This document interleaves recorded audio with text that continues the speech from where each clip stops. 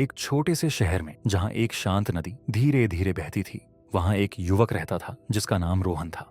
रोहन ने बचपन से ही उस नदी को हर दिन धीरे धीरे बहते देखा था। वह नदी शहर को पानी, मछली और जीवन देती थी। फिर भी अपने दयालु स्वभाव और मेहनत के बावजूद रोहन को अक्सर अपने भविष्य को लेकर अनिश्चितता होती और उसे लगता था कि उसकी जिंदगी में कुछ कमी है। हर सुबह रोहन नदी के पास जाता था। वह एक चिकनी चट्टान पर बैठता और पानी को बहते देखता। उसे नदी की स्थिरता में सुकून मिलता था।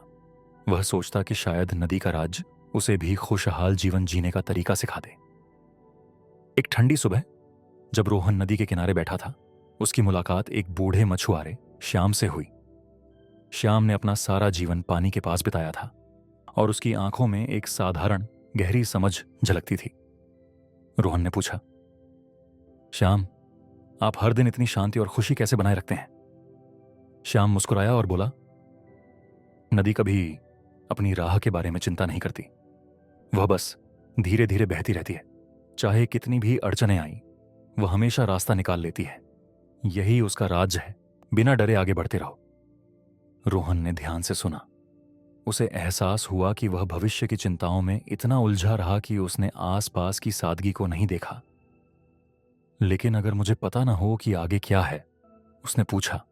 श्याम ने कहा, पता ना होना भी जिंदगी का हिस्सा है। कभी कभी हमें अपने डर को छोड़कर बस सफर का आनंद लेना चाहिए। श्याम की बातों से प्रेरित होकर रोहन ने नदी के किनारे चलने का फैसला किया। चलते चलते उसने वो छोटे छोटे दृश्य देखे जिन्हें उसने पहले कभी महसूस नहीं किया।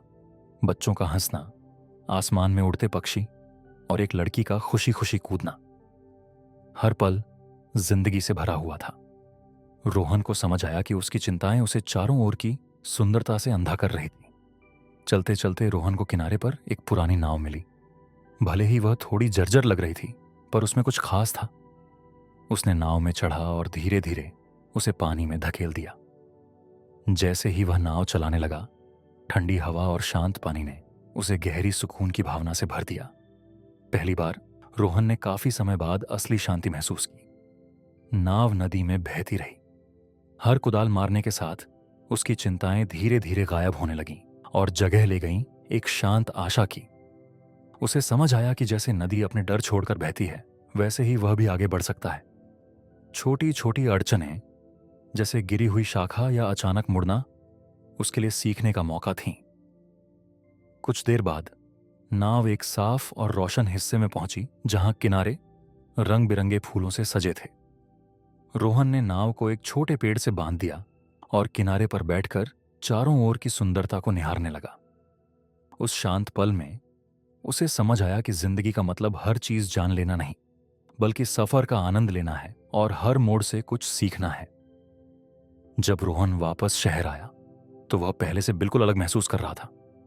उसने श्याम की बातों और नदी की मधुर बहाव को याद रखा। अब जब भी उसे कभी संदेह हुआ, वह उसी शांत नदी और श्याम की सलाह को याद करता। विस्तृत शिक्षा। सपनों की नदी हमें सिखाती है कि जिंदगी एक सफर है जिसमें कई मोड़ आते हैं। हम नहीं जानते कि आगे क्या है, पर अगर हम जीवन के प्रवाह पर भरोसा करें और हर छोटे पल का आनंद लें, तो हम अपने डर को हराकर आगे बढ़ सकते हैं।